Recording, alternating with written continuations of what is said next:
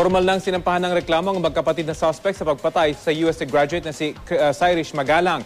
Ang mga magulang ni Cyrus di napigilang magalit nang makaharap ang mga suspect. May ulat on the spot si Ian Cruz. Ian?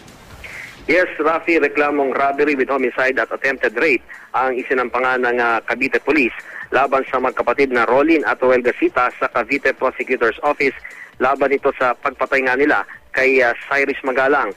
Nang muling makita ni Aling Mila Magalang, ina ng biktima, ang dalawang suspect ay hindi nga niya napigilan ng galit, wala raw kapatawaran ang ginawa nila.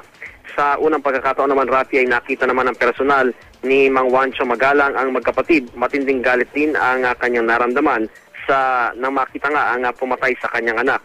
Bukod sa charge sheet ng kaso, nagsumite rin ng extrajudicial confession ang magkapatid ng Gasita nang sila ay i-inquest.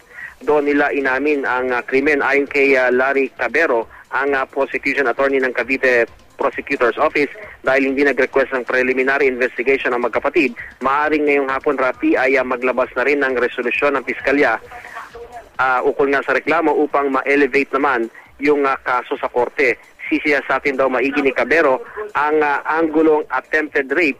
Git ni Rolin, wala namang kinalaman ang kanyang kapatid na si Ruel. Siya lang daw ang gumawa ng lahat. At dumating din, Rafi, sa inquest yung tatlong saksi na nakatulong sa pagtunton sa magkapatid, ang tricycle driver na kasunod sa pila ni Ruel nang isakay si Cyrus, pati na yung mag-asawa na nakakitang matapos ng isakay si Cyrus ni Ruel ay huminto para ang tricycle at isinakay ang kuyang si Rolin.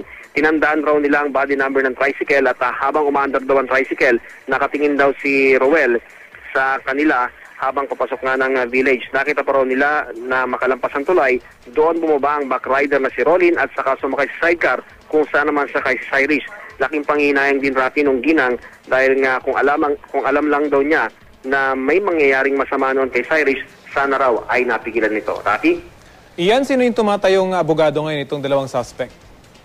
Rafi, may in-appoint kanina yung itong prosecutor's office. Meron naman kasi mga libreng legal assistance mula sa PAO at meron ding mga iba pang mga abogado na i-provide yung Cavite Police para sa ma-appraise naman yung rights nitong dalawang suspect. At Rafi, kanina talagang tinanong ng piskal yung kanilang extrajudicial confession ba ay talagang kusang loob ba nilang ginawa?